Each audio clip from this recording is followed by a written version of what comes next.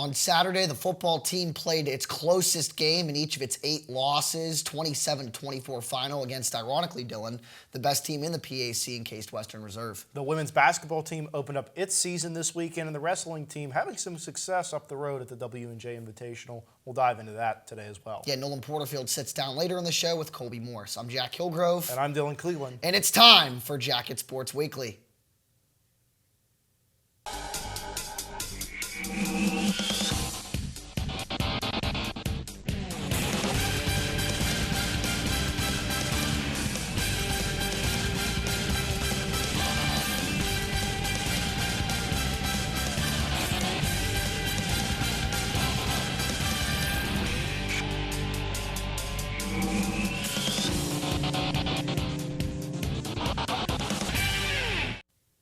When you break the numbers down when it comes to passing in the President's Athletic Conference, Drew Saxon for Case Western is the best quarterback in the conference. But on Saturday, in only a 3-point loss for Waynesburg, the defense held Saxton to 22 for 38, 239 yards, and no touchdowns. Dylan Cleland, this is where we bring you in. Your thoughts on the football matchup this Saturday. I thought that Waynesburg, especially defensively, rose to the occasion and gave the best team in the PAC all it had. Yeah, I would agree with that, Jack. One of the things you said in the open was that we've seen this team, not really come close in a lot of games, but they did on Saturday.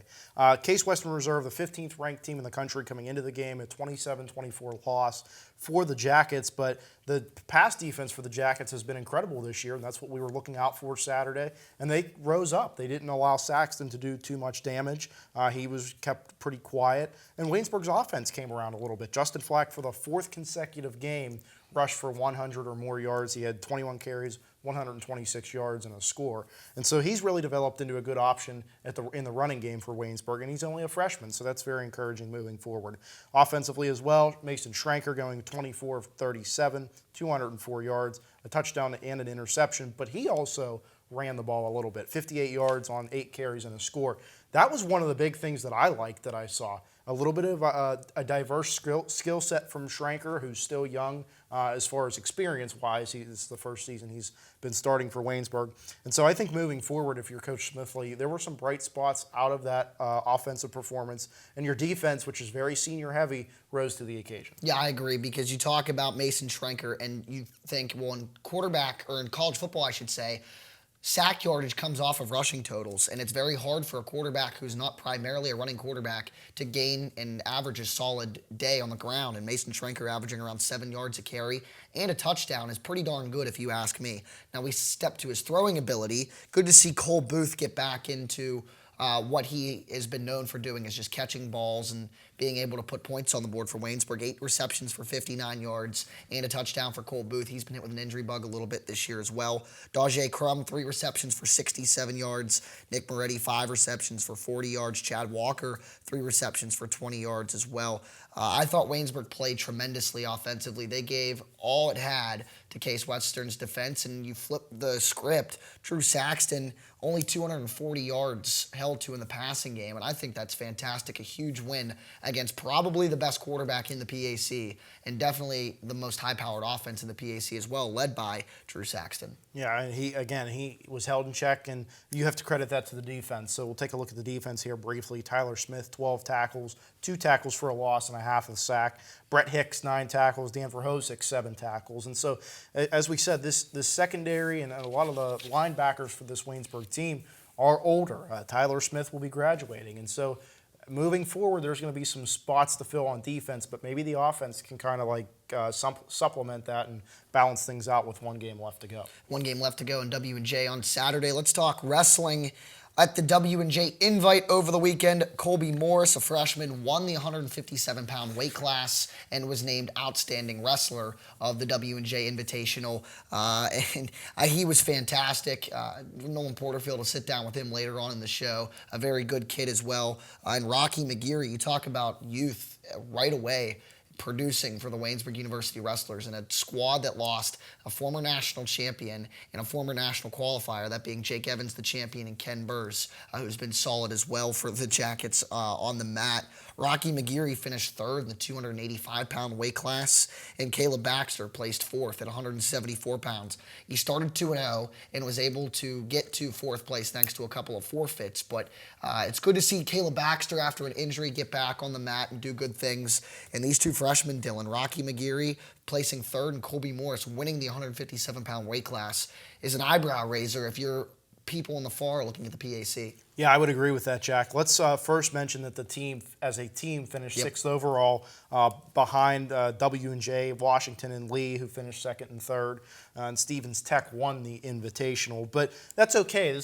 This tournament gave the Jackets some time to kind of see what they have to work with. And having two freshmen evolve victorious, or successful, I should say, first place and a third place finish is very interesting. Let's dive a little bit deeper into Colby Morris's day, however. He had his first collegiate victory against Teal's Jake Longerman. Then he upset Dylan Van Sickle, who was the 2 seed from Stevens Tech, in a 4-2 decision.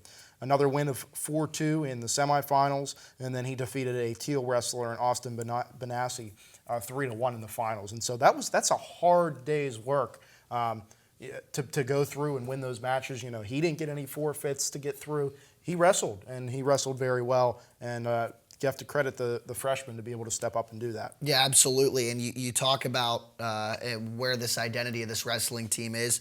W&J looked very strong, in my opinion, finishing third as a team, and had a lot of guys on that pedestal at the end of the afternoon or the end of the Invitational placing for W&J. So right now, it's a very early season, but the W&J wrestling squad looks like the team to beat in the PAC. Let's shift. The women's basketball team opened up on Friday night against the Penn State Barron women's squad, lost 83-74, and Dylan Cleland, I think that the biggest issue for the Waynesburg University women was in 2 categories. 1, 21 turnovers. 2, shooting 36% from the field. But the good news, there were some bright spots, and it's early. It's the first game of the season. It is, and that goes to show the sloppiness and the 21 turnovers. Each side committed 21 turnovers, and so that jumped off the stat box right away as something that clearly explains that it was the first game of the season, still getting back into things. Waynesburg was out-rebounded 48-34. That's another category that you don't like to see go the opposite way, and typically when it does go the opposite way, you're going to be on the losing end. But Waynesburg was in this game very much. 35-35 at the half. They stayed in it through most of the third quarter. They allowed 32 points to Penn State in that fourth quarter, and that's going to kill you any day, any time. A 9-1 run around the 4-minute mark in the fourth quarter sealed it for Penn State Barron. But there were a few bright spots, as you mentioned.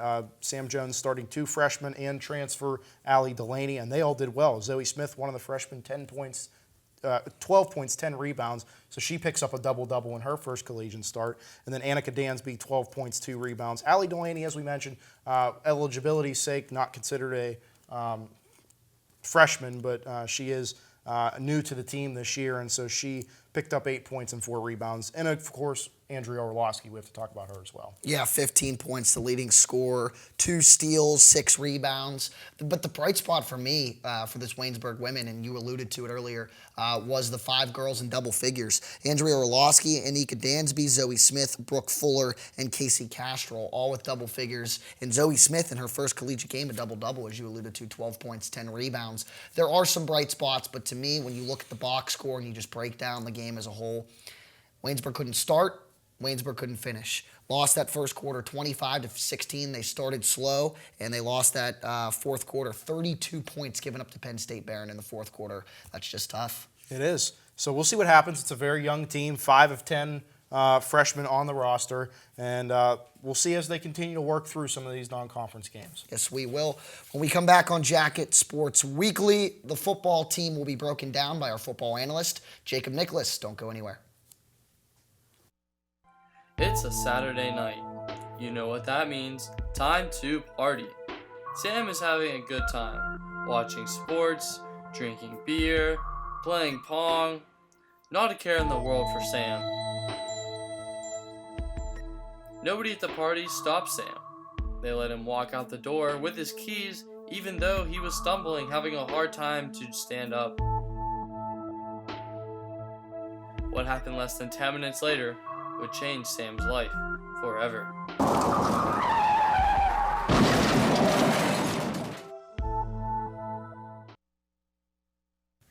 One week remaining in the 2019 football season for the Waynesburg University Yellow Jackets, and it's against their I-79 rival, the Washington and Jefferson Presidents. Football analyst Jake Nicholas joins us to talk about the game, break it down. What do you have for us this week? So I think it's going to be a very similar matchup to what we had this past weekend with Case Western.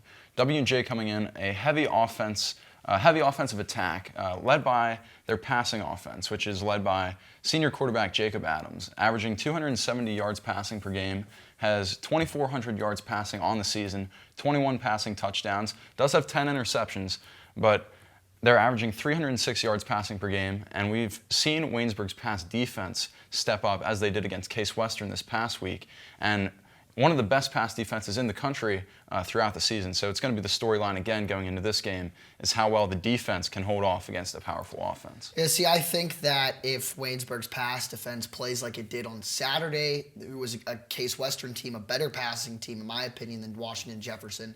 They play their secondary plays the way that they did on Saturday against W&J this Saturday. I think that it'll help them as well. But in your opinion, Jake, how essential is Justin Flack's success in the rushing game and the rushing game as a whole going to play out for Waynesburg on Saturday against the Presidents? It's absolutely essential. I mean, Justin Flack had 170 yards rushing this past Saturday, and having that dual attack on offense, having that rushing and passing option as Schrenker stepped up, had one of his better days of the season. I think that's partially because Justin Flack was a presence running the ball. So you have Justin Flack running the football. That allows the receivers to get some space, gives Schrenker a little bit more time in the pocket, and they're not keying in just on the passing game as much. I think that opens up the entire offense when you have Flack running the ball like he did this past Saturday. Waynesburg has not beat W&J since 2014. This is the 5-year anniversary of that. And W&J, they've lost 3 games this season. Do you see that being making them a little bit more vulnerable to possibly dropping this one on Saturday?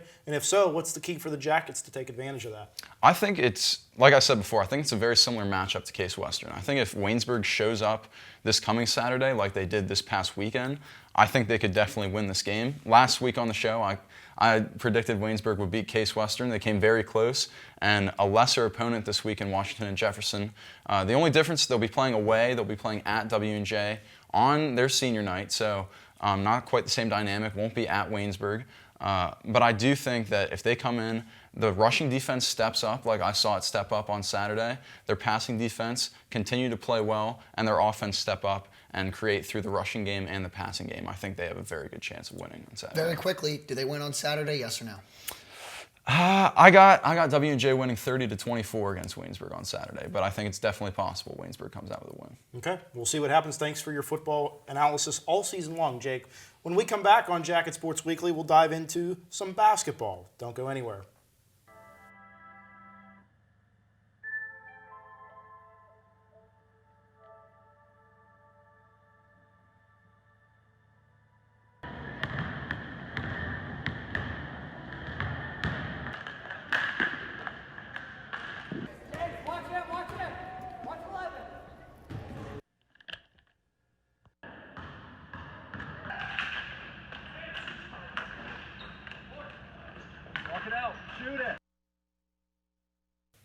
It's November, football season is still here, and the basketball season is just starting, the most wonderful time of year for sports. Corey Fisher will join us later in the segment to talk about the men's team here at Waynesburg, but joining us right now, Matt Mansfield, our women's basketball analyst for this episode. A tough one against Penn State Barron, but where do you see this team as it progresses throughout the season into PAC play, and what are some of the stuff based on what you saw Friday night that they have to focus on? Well, as you mentioned, it was definitely a tough loss to begin the season. They got outscored in the second and third quarters by a total of 57-37. So they had first and fourth quarters, my bad. So they didn't start well and they didn't finish well, but in the middle of the game, they actually outscored Penn State Barron 37-26. So they had a lot of positives throughout the middle of the game. The one thing that they did really well was the free throw shooting. They were 26 of 31 from the line, which is a really good start, but you can't always rely on getting to the line to start games and to win basketball games, which is why they need to improve on their rebounding. They got out-rebounded 48-34. And a lot of that falls on Brooke Fuller. Definitely needs to pick it up. She only had 3 rebounds in the first game of the season. And obviously, it's the start of the season. Everyone's going to be just a little bit rusty, but you definitely need to start picking that up as the season progresses. So Brooke Fuller's rebounding is going to be one of the keys to success for the coming weeks to see if this team can start winning some games. This team is very young. They have 5 new players on the roster, 3 of which got into the lineup and started on Friday night. How much time do you think it's going to take for these girls to start to mesh together and make some team chemistry? I think it takes the entirety of a season to get your team to mesh, but I think what can help is if their senior leaders and their upperclassmen can really start to take a leadership role and get this team gelling. And one of the keys is Erin Joyce. I know she didn't perform as well last year. She only shot 24% from three-point land, but the year before that, she shot 34%. Last year, Haley Porter took over as their three-point queen. She kind of was hitting from 3 all season. She shot 34%. So Erin Joyce kind of needs to regain her form from out there. And if she can start shooting better from 3, I think that's going to help out a lot with how this team's going to perform throughout the season. So she's one of the keys. And then Andrea Orlowski and even Brooke Fuller, being that she's a sophomore now, having a year in the program, both of them are going to need to step up because they're 2 of the most talented players on the team. So if those 2 can kind of step up and lead, and if Joyce can start to perform a little bit better than she did last year, I think this team is going to be able to gel very quickly. Now, we talk about what they do on the court as the players. Sam Jones is a seasoned veteran head coach, and his staff has gotten a little bit of a makeover. We talked about it when Dylan and I previewed this a couple weeks ago. Jess Vormelker is a graduate assistant, a former Teal Tomcats standout, and director of housing, and a former standout in his high school days. Matt Pioch joins the staff. What do you think both Vormelker and Pioch's strengths are, and how much do you think that they'll help the team and how they can improve all season? Well, Pioch has been working with them in the post, so he's going to have to help this team figure out the rebounding issue they had to start the season. If that's going to get better, a lot of that's going to fall on the players, but a lot of that's also going to be part of what Pioch can do. So he needs to help focus on the rebounding. And Vormelker, she is going to be helping out with the guards. So I think a lot of the Erin Joyce improvement that we're hoping to see this season could fall under her guidance, and see how Erin Joyce improves is going to be based on what Vormelker does with her. Matt, thank you. It's time for the men's squad to figure out what their identity is this year. There's a lot of new faces on this team. Isaiah Alonso is a guy that comes to mind, 6'10", and a new head coach, Tim Fusina, in his first season. Corey Fisher's here to talk about it. Corey Fisher, your thoughts on the men's basketball team. Now, they have not played a game yet this season, but they're one of the closest teams on campus. They're always around each other. Huge team chemistry. Your thoughts on the team this season? Yeah, you touched on my 2 main points, which is the newcomer, Isaiah Alonso, who's 6'10" from Arizona, which is a big point for this Waynesburg team this season, because I think they need to touch on one thing they missed out on last year was rebounding and a solid big guy in the post, which they have really never had, especially in the last few years. So I think they're all looking forward as a team for him to step up this year. And Tim Fusina coming in, we talked about it over there in the computer lab. 33 recruits his first year at California Lutheran University in Thousand Oaks, California. So I think that's definitely something that Waynesburg looked at in the hiring process, because to get a lot of good basketball players to come to a school like this, you need a good coach and a good foundation. Now, 8-18 last season, 7-9 in the PAC, and then 4-7 overall at home, which is what I want to touch on a little bit, because for a while they were 0-6 at home, Waynesburg, if I remember correctly, and that's just unacceptable. So I think a key for them this year is to win more of those home games, because when you go 4-7 at home, it's not, and 4-9 away, obviously it's not going to amount for a very good record. But then they do return Brendan Smith, who is their leader scorer last season, and then Matt Popek is also back. So those are 2 main shooters. Key losses I noted on was Nate Gearhart and Jake Doherty, who they were pretty much famous for coming off the bench and hitting those really key 3-pointers. But also I think they were big bodies that sat in the post and were able to kind of keep a lot of power forwards out of the post even more, because they were big, solid guys who people didn't want to really mess with down in the post. So I think that hurts. So people are going to have to step up there. Maybe Cam Auld or Sam Heater in that position. And I'm really looking forward to Bryce Washington this season, sophomore. And I think he'll step up on the defensive side, because last year we saw him come in some defensive crucial roles. So we'll see what he does this year for the team. They head to Meadville this weekend to open the season up. 2 games. What do you see them coming back with? How many wins? I think they'll at least go 1-1. They could go 2-0. It's all going to be up to what they can do with Isaiah Alonso, especially when you got to figure those shooters like Popek and Brendan Smith. They're probably going to come out, a little bit colder than what we're going to see in the PAC play, because it's the first game of the year. They're trying to get a touch, so we'll see how much they want to work in that post. And I think Zach Ford will also get a chance. He's a 6'9" forward as well, so I think he'll get a chance down there, and they'll rotate some guys. But it's going to be a lot of play through the post and see if they can get some some rebounds. If they dominate on the boards this season, defensively and offensively, they'll be pretty successful in a pretty solid and average PAC. A couple storylines: Isaiah Alonso, as you touched upon, and Matt Popek on the 1,000-point watch. Corey, thank you very much. When we come back on Jacket Sports Weekly, Tanner Cyprowski joins us in studio to talk about the wrestling team. Don't go anywhere.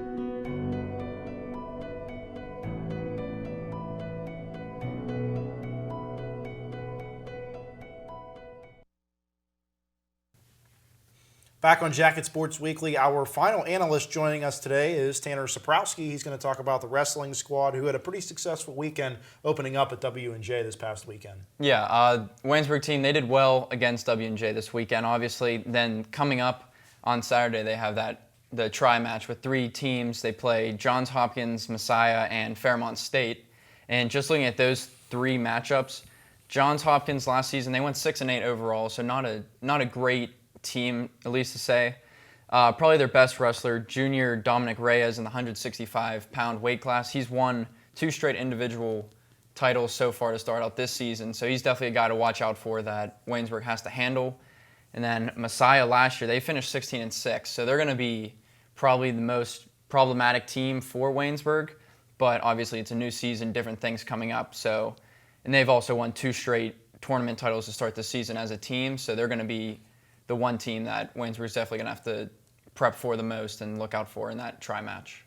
How much does this tri-match coming up, Tanner, have to benefit for Colby Morris, a freshman who was a winner on Saturday at W&J, and Rocky McGeary in the heavyweight class and finishing in 3rd place? Do you see some growing pains that might transpire? Do you think that these guys are ready to go and will contribute? I think, well, playing 3 matches in one day obviously isn't an easy thing to do, but I think, at least for the freshman and the sophomore, the underclassmen, it's a good chance to see really how they deal with different, because they're going to see 3 different teams. So they're going to see a lot of different styles of wrestling, a lot of different things going on. So it's good from a coaching perspective to see what they can do and what they can't do, and then build on whenever PAC play comes up during the regular season. So I think it's more beneficial than not for the younger wrestlers. What do you think the biggest key will be to success on Saturday? I think just basically for the individual wrestlers figuring out what their strengths and weaknesses are, because it's an important match, the duels coming up on Saturday. It's an important aspect for the team, so I think if they really figure out who they are as a team, their team identity, then I think going into PAC play in the regular season, I think it's going to help them a whole lot. Yeah, it should be interesting to see how this team starts to take form. We've mentioned the guys they've lost, but it's time for them to kind of move on now and try to fill those voids. We'll see how that transpires. With the Waynesburg duels taking place this weekend here at Waynesburg University for the wrestling team. Well, when we come back, Nolan Porterfield will continue the wrestling talk. He'll sit down with freshman Colby Morris and dive into his season so far. That's coming up next here on Jacket Sports Weekly.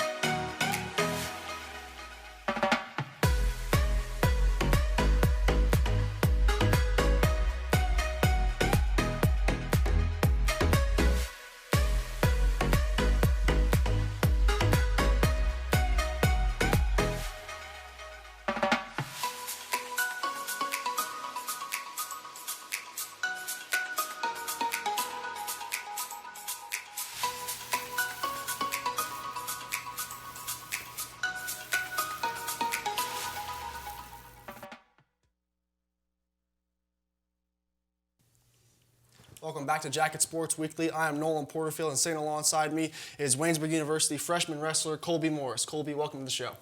Thank you for having me. Absolutely. So you made your collegiate debut at the W&J Invitational, and you had a really great first impression as a Jacket wrestler. You started off by pinning Jake Longerman from Teal, and then you upset Stevens' Dylan Van Sickle, who was the number 2 seed in the bracket. Now, he's the number 2 seed coming into that tournament, and he's also a senior. So were you ever intimidated by him heading into that match? No, not really. I try not to just worry about who I'm wrestling. I just go out there and wrestle them. I don't look at the brackets or anything. Just go out there and do my own thing. Good deal. So you defeated another wrestler from Lycoming, and then you end up going in the title match where you defeated Austin Bonacci from Teal. How were you able to come away with that victory there? He was pretty strong. I just kind of tried to work my offense. I couldn't really do anything, so we kind of just kept battling, hand fighting until the end of the match, and then we were both, I think, pretty tired. So I just noticed an opportunity where I could take a shot, and I went for it, and I ended up with the takedown. Good deal. And with that, not only did you get a title for your weight class, but you also won Outstanding Wrestler at that tournament. Well, congratulations on that. Thank you. Winning the title as well as Outstanding Wrestler, how much confidence does that give you moving forward throughout the season? I think it's pretty cool. I mean, I think it's the first time I've ever got a W at a tournament. So, I mean, hopefully I can carry the momentum into this weekend. I think we have a tri-meet here at Waynesburg Saturday, so hopefully I knock off some more wins there. Good deal. So, now out of the 4 matches that you competed in on Saturday, which one was probably the most difficult victory for you? I don't know. I'd have to put it between my quarterfinal and this finals match because the quarterfinal, he was a little more technical, and we had, I think, a longer match going into Ultimate Rideout, so that was like a 10-minute match right there. And then in the finals match, he was really strong, aggressive, just kept pushing the pace. So I was just kind of weathering the storm for most of it. Good deal. So, I want to kind of pick your brain about this and get into like your mind whenever you're about to go into a match. So when you're about to square off against another wrestler, do you look for a certain weakness in your opponent, or is it just we're going to knock heads and whatever happens, happens? I try to use my technique for the most part. I'm not the strongest wrestler, so I go out and try to, I guess if you would call it, finesse them and try to use my certain tactics and my conditioning to just outlast them and outdoor them. Would you say that you rely heavily on your endurance throughout the match? Would that be like one of your big keys as a wrestler? Yeah, I try not to, but it happened 3 times over the weekend, so I guess it works. Now, Waynesburg has won multiple conference titles in a row as of late. What are you bringing to this team that can help them bring home another conference title this year? Hopefully just some confidence and morale booster for everybody. I got a couple good practice partners I roll around with every day, so hopefully we just make each other better and just push each other to get some more wins and just get the team in a better spot. I want to talk about the coaching staff real quick. How has Coach Headley and the rest of the coaching staff helped you make the adjustment from high school wrestling to collegiate wrestling? Pretty good. We do some intense practicing every day, for sure. They make it hard, fun, but at the same time, so it's always good.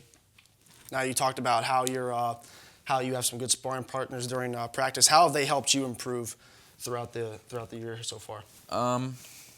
It's hard to get takedowns on them. We all roll around. We pretty much at the same weights for the most part until obviously like the last couple of days when everyone's making their cuts. So it makes it pretty even, good scrambling, just trying to move and get takedowns pretty hard. All right. You came from Waynesburg Central High School. How did the coaches there help you prepare you for the college level? They usually give us a pretty grueling schedule at Waynesburg. We start off the year with Beast of the East and then Powerade back-to-back weekends. And those are top 5 tournaments in the country in high school.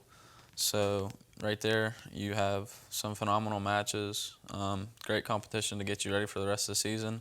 And then we're a double-A school, like logically by numbers, but we wrestle AAA, so it gives us better competition. And we've been wrestling AAA for a long time. All right, Colby. Well, thank you very much for your time and good luck this season. Thank you.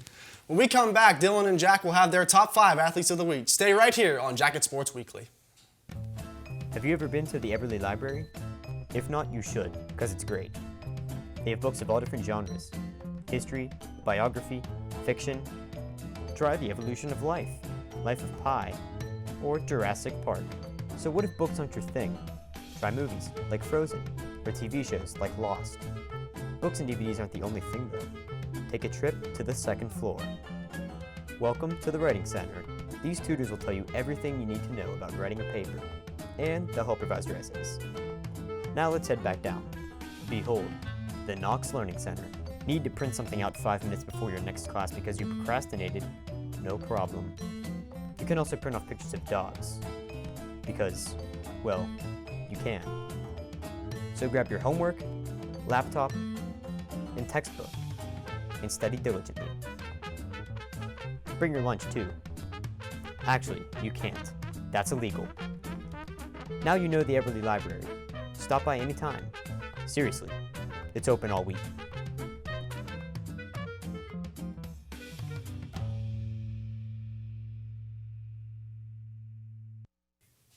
Welcome back to Jacket Sports Weekly. I'm Jack Hillgrove. He's Dylan Cleland.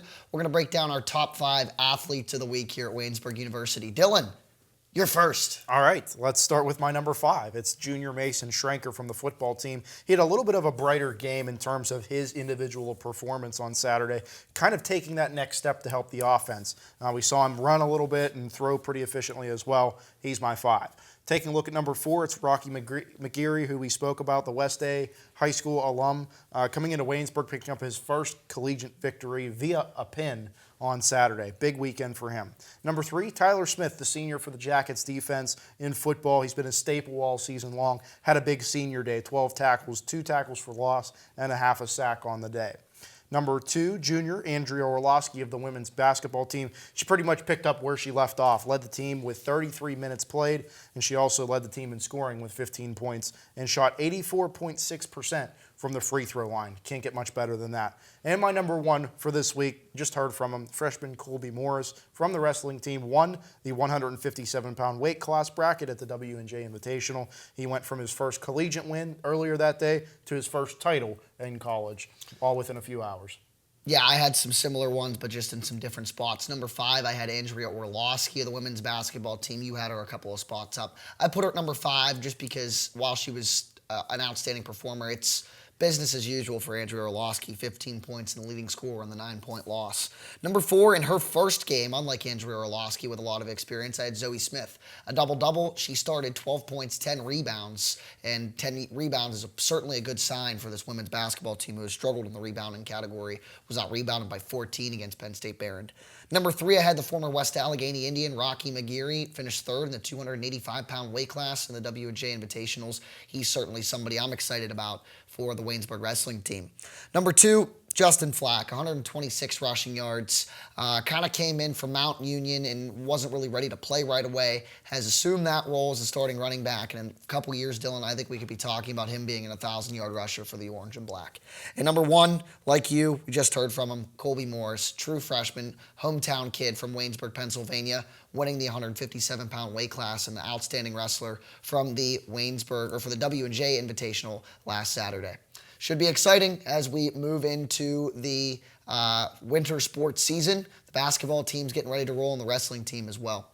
For Dylan Cleland, I'm Jack Hillgrove. Thanks for joining us on Jacket Sports Weekly. We'll be back next week with the same hosts, or with the different hosts, same panelists, as we break down your Waynesburg sports. Good night.